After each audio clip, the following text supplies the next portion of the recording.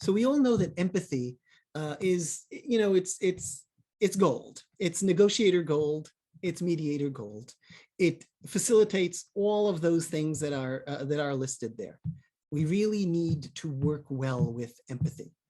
And if you read the literature, the psychological literature mainly, but also the neurochemistry literature, you realize that people are changing with regard to empathy, with their ability to recognize what's happening with the other, with their ability to recognize and understand what the other is saying, whether verbally or non-verbally, our ability to read people's body language, our own body language is changing again. And I'm not talking about when we're online, I'm talking about when we're in the room and online.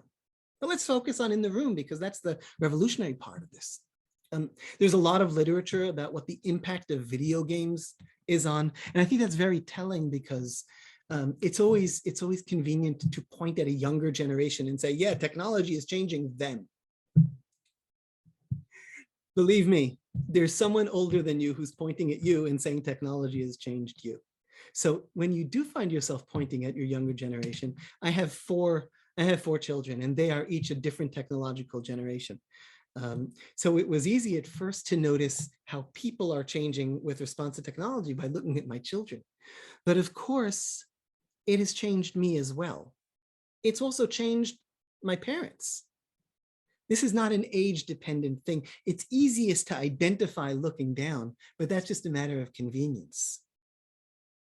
So there's a lot of literature about what the effects are on empathy about children playing violent video games.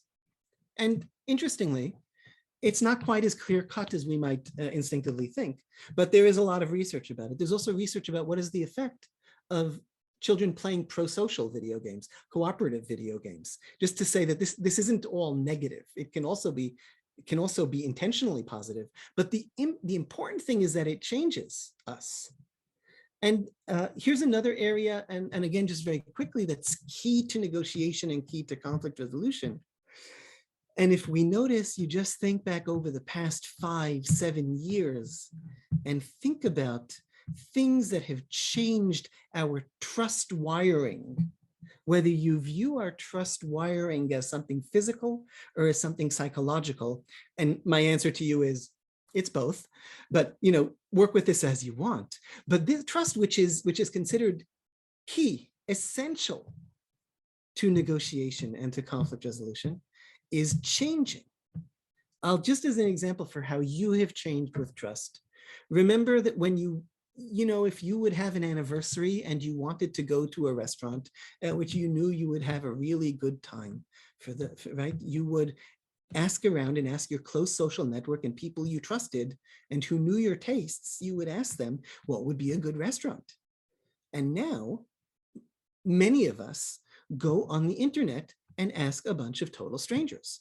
And we ask a bunch of total strangers, even though we know that many of these reviews are fake reviews in the first place, either with a positive or a negative bone to pick with the restaurant.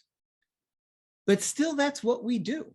And we trust it, and we trust the relationship of that we are celebrating its anniversary. We entrust it to that group of nameless, faceless strangers out into the internet. So that's only one example of how trust is changing. And here's the thing. If negotiation and mediation models are a system, everything you change changes everything. So if trust is changing, negotiation is changing. Of course, that's a strong sentence, okay? And I'm inviting you to think about it for yourself. It's not true just because I say so. But for those of you with a systems view of how this works, you can't help but think, wait, so if some of these key elements are changing, then the whole thing has to change. Choose your favorite element of getting to yes and consider how it's changed, and then consider, wait, so what does that mean about the entire model? And that's sort of a helpful exercise to do. The second thing is, if the players change, then the process changes. And that I've sort of foreshadowed, and I'll say it again.